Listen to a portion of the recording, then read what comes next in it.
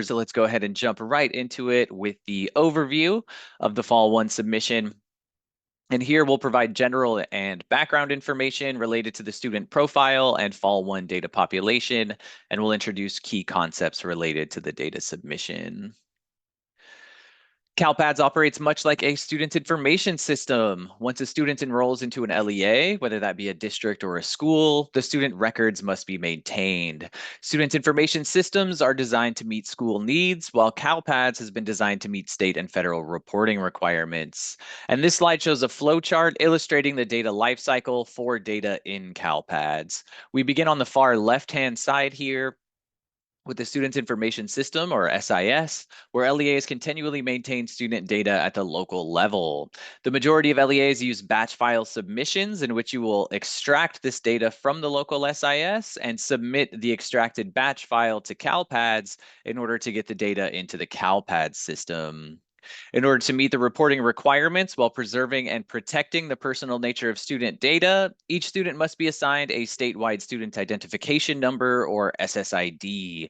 Once the SSID is obtained, a student's enrollment and associated data can be reported and tied to the student in CalPADS. And this process of obtaining SSIDs and reporting student information is called SSID enrollment. We did do a couple of sessions on the SSID request and enrollment process as live sessions. I think the last one ended a couple of weeks ago, but we should have recordings up for those sessions shortly here. So we will have the most updated guidance for SSID request and enrollment on the CSIS YouTube training channel. Above the SIS, we see the Special Education Data System, or the SEDS. The SEDS houses data and information on special education meetings, plans, statuses, and services. Data on students with disabilities is transferred to CalPADS directly via the Application Programming Interface, or API, with no action needed on the part of CalPADS coordinators to submit these records. CalPADS coordinators will, however, need to resolve any validation errors that arise in CalPADS from this submission, from this automated submission from the SED system. Once data arrives in CalPADS, whether it's from the SEDS or the SIS, it will be subject to input validation rules, or IVRs. If the submission triggers fatal input validation rules, the files will be rejected and you'll be required to resubmit. If it triggers warning IVRs, you should do your due diligence and resolve these errors as well, but they didn't prevent the file from being posted or the data from entering into the CalPADS system.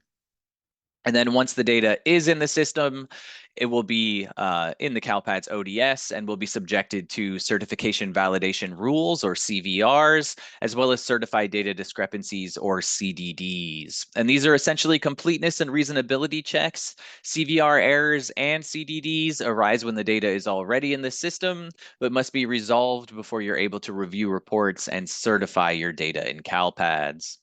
And while the data is housed in CalPADS, it's sent to other sources in line with reporting purposes, such as TOMS for assessment purposes and the California Department of Social Services, or CDSS database, for the direct certification of foster youth.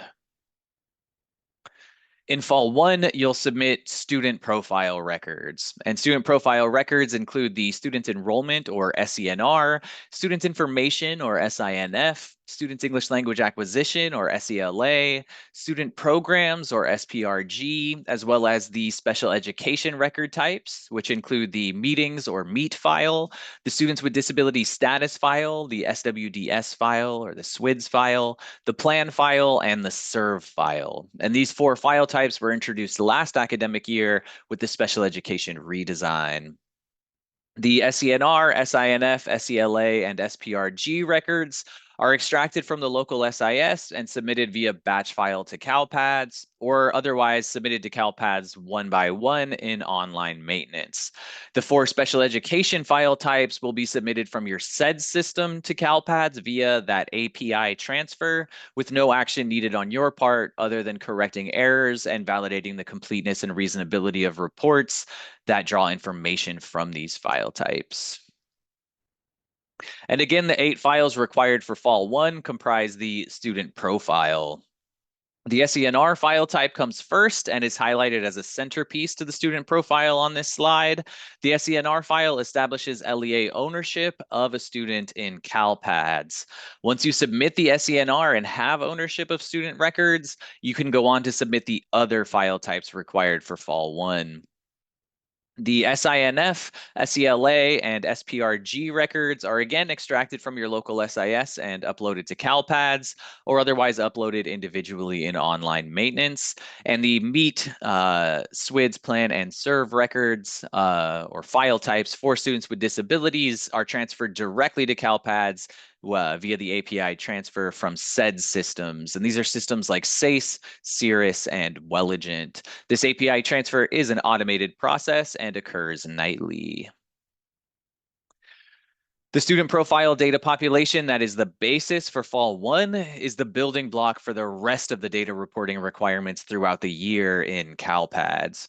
Student profile records determine the services and course enrollments that you submit in Fall 2, the CTE participation that we submit in EOI 1, the program participation that we submit in EOI 2, exemptions and expectations for absence and attendance in EOY 3, and the students with disabilities data reported in EOY 4.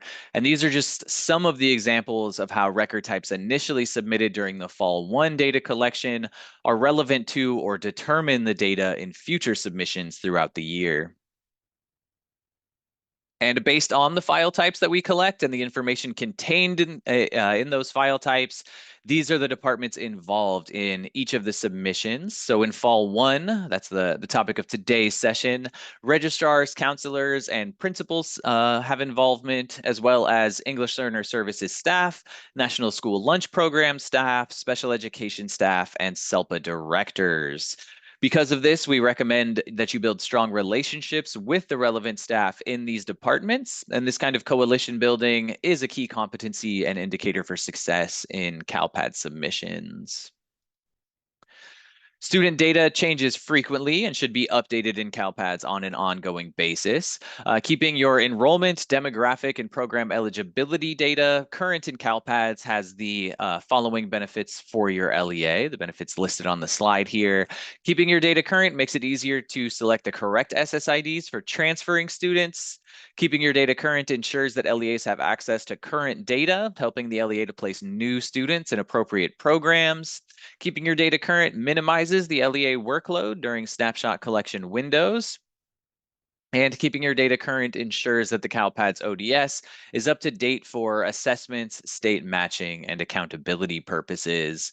Online or ongoing maintenance has the added benefit of ease of use in decision making and allows for the most accurate real-time data to be used in decision making. And so I've got a question for you guys. I know it's early, but I hope you're ready to engage with us.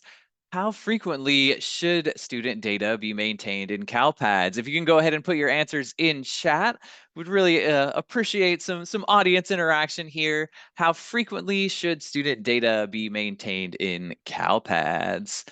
And we've got a couple of answers rolling in so far. We've got weekly, every 2 weeks. Depends, but weekly. Looks like a lot of folks on the weekly train. And that is likely correct at your LEA. So we recommend ongoing and consistent maintenance of records in CalPads, but there are several local factors that will impact how frequently data is maintained at your LEA.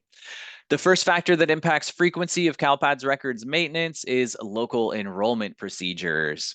And you'll have to manage expectations and competing responsibilities with a level of support and collaboration here. While reporting data in CalPads is a priority, there are other duties and tasks at your LEA that must be done, and time and expectations will have to be managed and prioritized. And this will have an impact on how often CalPads records are maintained, but should be managed in a way so as to not hinder CalPads reporting and certification of a given data submission. And the second factor that influences frequency of records maintenance in CalPads is local reporting needs. So SSIDs for the LPAC and CASP pre-identification or pre-ID, direct certification, and foster youth matching, as well as special education services. You'll need to report these locally, and we'll be submitting and maintaining records in CalPADS to enable the use and reporting of those services. And the final factor impacting frequency of records maintenance in CalPADS is assessments in TOMS, but that's very closely tied to that second factor with local reporting needs there. Although these three umbrellas will impact frequency of records maintenance in CalPADS, CalPADS data should be submitted, posted, reviewed, and certified with awareness or mindfulness of CalPADS reporting deadlines, milestones, and the submission timeline. All right. LEA should be aware that there are excellent reference documents available to download for guidance on different aspects of CalPADS reporting. And for Fall 1, the four resources that are screenshotted on this slide are so helpful, so pivotal to success in the Fall 1 submission that we have labeled them the Fall 1 Data Reporting Survival Kit. And the first resource in the Fall 1 Survival Kit here is the CalPADS User Manual. The user manual contains all essential information for CalPADS users to make full use of the system. It includes a description of system functions and capabilities, contingencies and alternate modes of operation, and step-by-step procedures for system access and use. It also serves as a gateway to additional state compliance resources, submission and report analysis tools. And the CalPADS user manual is quickly becoming the first stop for guidance on all things CalPADS. In this screenshot, we have highlighted for you, if you look at the ribbon at the top of the page in the CalPADS user manual, there's a menu called Functionality Map. And if you go into Functionality Map, Online Maintenance and Student Maintenance, you can find the page in the CalPADS user manual for each of the file types that we submit for students, but that includes every file type in the student profile, and so every file type in Fall 1. So we have the SSID enrollment or SENR details here. Just above that, there is a page on requesting SSIDs, so you can find information on requesting SSIDs here as well, and that is done with the SENR record.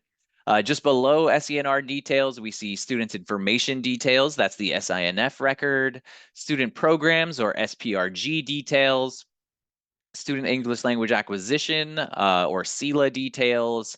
And then below that, we see at the bottom special education details and special education services details. This screenshot is slightly out of date here. The two special education file types have been changed last academic year with the special education redesign. So there are now four file types here with the students with disability status, meetings, plans, and services files that are all in this place in the user manual now. So that's just a preview of one of the things that you can find in the user manual. It really is an amazing resource, particularly when it comes to Fall 1 data population. Next, we have the CDE webpage for CalPADS system documentation, and this contains several essential guidance documents. The CDE webpage for CalPADS system documentation includes the CalPADS code sets, which contains the current coded values in CalPADS for fields with coded value data elements. Again, these screenshots are a bit outdated, so this screenshot is showing version 13.0. We are currently on version 16.0 for the majority of documents on this CDE webpage for CalPADS system documentation. So please ensure that you're downloading the 16.0 version of the code sets, file specifications, valid code combinations. The next one, which I just alluded to, is the file specifications, and that's available on this page in both Word format and Excel format. The file specifications, or CFS, provides the data submission requirements at the individual field or file specification level, as well as information on CalPADS file processing methods. So if you would like to learn the rules for a particular field or a description, a definition of a particular field, the file specifications is the best place to turn there. The CDE webpage for CalPADS system documentation also contains a link to the error list. The error list is currently now in the CalPADS user manual. The error list contains descriptions and suggested resolutions for each error generated when managing data in CalPADS. And then finally, this page contains the valid code combinations document, which lists codes that can only be used in specific combination with other fields or other data elements as enforced by validation errors. So that's the CDE webpage for CalPAD system documentation. Just below that, on the bottom right here, we have the CSIS YouTube training channel. The CSIS YouTube training channel contains recordings of all of our training content, including our orientation, basics, data population, reporting and certification, and advanced courses, as well as more specific topics. We do get pretty granular on the CSIS YouTube training channel. There are discussions of several common errors and demonstrations of the resolution of several common errors. Again, we have data population videos for all of the file types that we submit. We do get in quite a granular level of detail in some of these videos. So I would look at the CSIS YouTube training channel for guidance and for demonstration of the processes that you will be performing in CalPADS during Fall 1. Next, we have the CSIS website. And the CSIS website contains a ribbon again at the top of the page. If you click on resources, you can find several guidance documents for LEAs regarding CalPADS. We do try to put our training slide decks on the resources page, but we've had some issues with that recently. We're going to get them up there as soon as we can, but I don't believe they're currently up there now. Also in the ribbon at the top of the page is a menu called CalPADS. If you click on CalPADS and then hover your mouse over learning there or click on learning, you can find a link to Bridge, which is the CSIS Learning Management System or LMS. And this is where access to all of our live trainings can be found. We all are in the live training room here, so I'm going to assume that we're all able to access Bridge. But if you have new folks at your LEA, if you would like to send other folks to training and you're able to allot them a Bridge account, each LEA is allotted 2 Bridge accounts. You can send them to this link here.